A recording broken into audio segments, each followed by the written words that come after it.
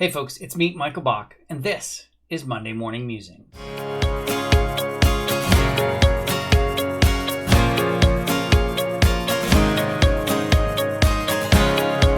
Happy Monday. I hope this finds you well, safe, and healthy, and you had a fantastic holiday season.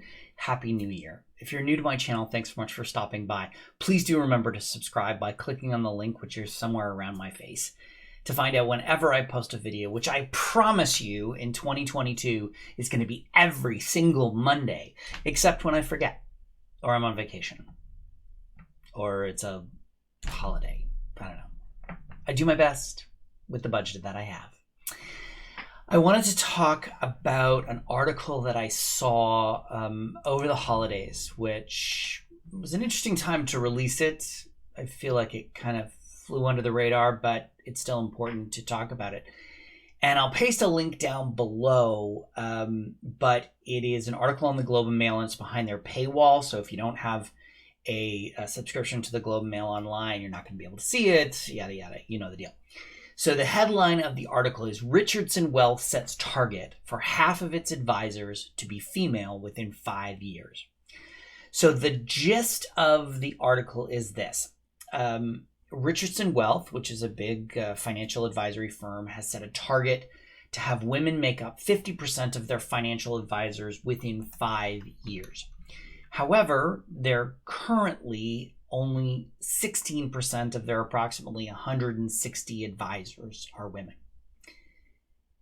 And this isn't about tokenism. It sounds like they have a solid business case for making this decision. Women control at least 35% of financial wealth, but they currently only make up about 17% of financial advisors in Canada.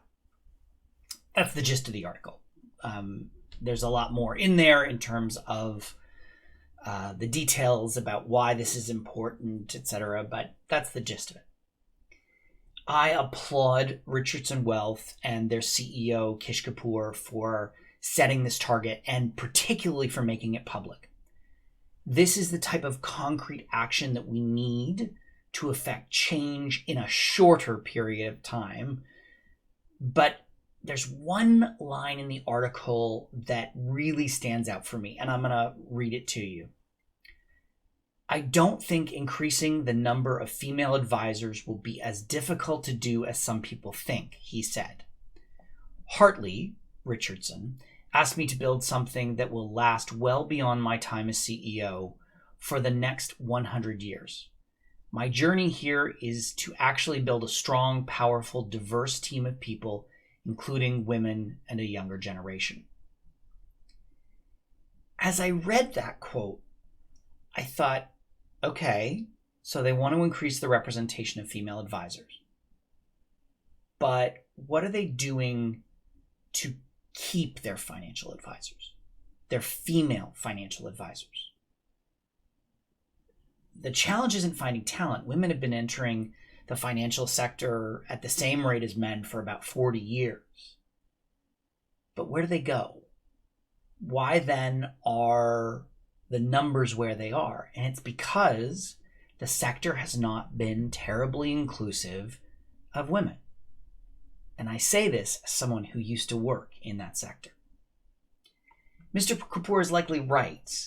It won't be difficult to find the talent.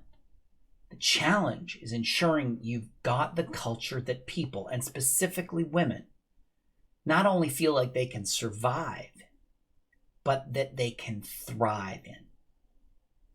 And this goes the same for people of color, for newcomers, for people with disabilities. If the culture isn't one where we can survive in, it's definitely not going to be one where we can thrive in. It's great to set bold targets, but it is critically important to ensure you have a plan in place to not only find the talent, but to keep them. There are so many pieces to this puzzle that employers need to consider beyond just setting the number and sending out the press release. You have to adjust the culture to ensure that it's a safe space for difference so that all people can succeed.